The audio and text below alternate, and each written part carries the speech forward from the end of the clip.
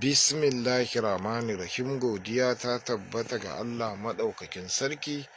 Amincin Allah ya tabbata ga manzanmu Annabi Muhammad sallallahu alaihi wasallam da ahalinsa. Masoya manzan Allah, yau wannan fada na malam mai masharuwa, sarkin yaƙin malamai, Najeriya, Afirka da ma duniya baki ɗaya, da taimakon Allah maɗaukakin sarki, da taimakon littafin Allah maɗaukakin sarki, da taimakon rufanai iskokai aljanu na wannan fada na malam mai masharuwa, da taimakon mai gayya mai aiki bawan Allah masharuwa. Wannan fada na malam mai masharuwa yau za ta baka wani sirri na yankan shakku wanda malamai 'yan damfara suka dinga zaluntan ku, suka dinga ha'intan ku akan cewa za su ba ku shi. Wannan fada na malam mai masharuwa shi yasa bana gaggawa, saboda duk abubuwan da za ku ga ya fito daga bakin mai masharuwa ba yana aiki da umarnin kansa bane ta fannin sirri, yana aiki ne da umarnin bawan Allah masharuwa. Abin da ya shafi sirri, abinda na duba ne bincike, idan na neme shi sai ya faɗa cewa ga yanda za a yi, ko kuma shi ya ce yau a bada sirri na kaza.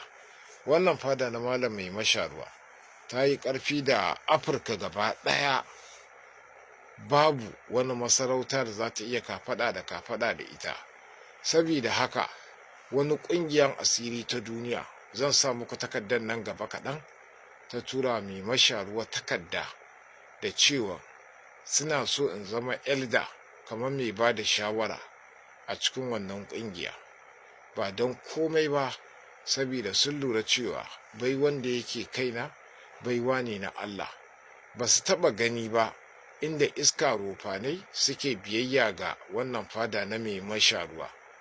Na ce musu ina aiki da littafin Allah maɗaukakin sarki, ina bin umarnin manzan Allah Annabi Muhammad sallallahu alaihi wasallam, ba na son in kasance mai saba musu.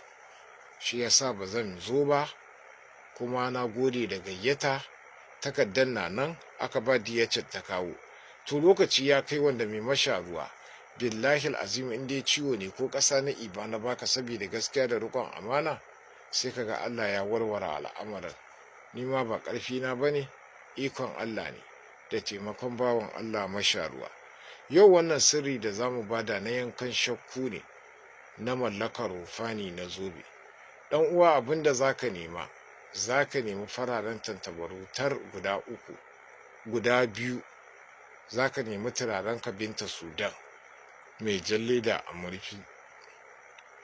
Dan uwa, zaka sai sabon allo.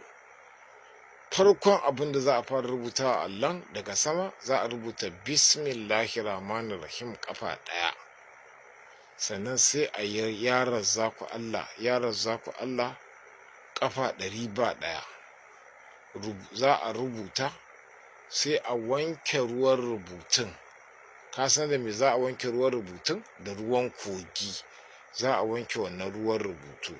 Idan aka wanke wannan ruwan rubutu, za a zuba shi a cikin tukunya ta ƙasa. Dan uwa, ka samu sassaƙen kuka kaɗan, ka samu sassaƙen tsamiya kaɗan. Dan uwa, ka samu sassaƙen rimi kaɗan. Ka ji wannan sassaƙe guda 3, sai ka zuba shi a cikin wannan tukunya ta ƙasa. Idan ka zuba a wannan tukunya ta ƙasa, dan uwa, sai ka je ka samu wani waje ka yi rami. Idan kai rami, ka samu farin kyalle. Shi wannan zaka nemi zoben ka na azurfa, kuma ka nemi mai dutse a kai. Idan ba zoben azurfa ba zai yi ba, sai ka samu farin kyalle ka nannaɗe shi a kai. Idan ka nannaɗe shi a farin kyallen, sai ka kira sunanka da na mahaifinka sau 9 ka tofa, yana cikin wannan farin kyalle a nannaɗe. Ramin da ka haka, sai ka samu kwalban nan na Binta Sudan ka juye ta a ciki. Sai ka ɗauki zoben nan da ka nannaɗe a farin kyalle, sai ka sa a cikin ramin, sai ka mai da ƙasa ka kulle. Dan uwa, idan ka mai da ƙasan nan ka kulle, fararen tantabaran nan da na ce ka nema guda 2, guda ɗayan bayan ka mai da ƙasa ka kulle, sai ka yanka guda ɗayan a kan ramin da kalmar Bismillahirrahmanirrahim. sai ka samu wani bola ko wani waje sai ka jefar da ita ya rage saura guda ɗaya. In ka tashi suya ka suyo masu fuffuke mai tashi wanda in aka saka za su tashi. Dan uwa idan ka yanka ta akan wannan ramin, wannan sassaƙen kuka, sassaƙen tsamiya, sassaƙen rimi da ka zuba a cikin tukunya, aka wanke maka rubutunka na yaron zaku kafa 100 ka juya a ciki, abinda za ka yi idan ya kwana gari ya waye, dan wani gama da ruwan kogi ake wanke rubutun, sai ka dinga sirka ruwan da ruwan wankanka, za ka yi wankan na tsawon kwana 7. dan wa idan ka yi wanka na tsawon kwana 7, ranar na 7 sai ka zo ka tona wannan zoben naka. Idan ka tono wannan zoben naka kamar yana ajiye a haka, ai akwai sauran farar tattabara wanda dama za ka siya da niyya guda 2 ne na aikin.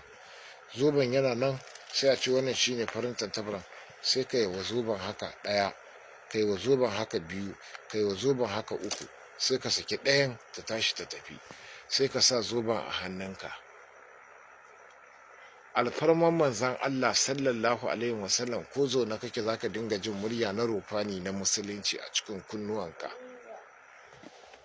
Dan uwa idan kana jin wannan murya na rufani a cikin muryanka, billahi azimu, ko abu ka tambaya ko umarni ka bashi, zaka yi ji muryan mace ko namiji duk wanda Allah ya baka, ko ka aike shi ko ka sa shi wani abu ya maka, wannan tsakaninka da Allah ne maɗaukakin sarki. Sai dai duk abin da za ka yi ka ji tsoron Allah, ka san za ka koma ga Allah. Duk wani abin da za ka yi ka dinga tunanin cewa za ka kwanta a kabari. Fitar da wannan sirri da na fitar da sirri ne saboda wa'ansu suna ta kira na malam da Allah ana mallakan dodo da sauransu. Ka san ɗan damfara duk lokacin da dabara ya ƙare sai ya fito da wani magana daban. Menene dodo? Dodo kowane abu ka ajiye da niyan kana masa wani abu zai iya rikidewa ya zama wani abu daban, shi ake kira dodo.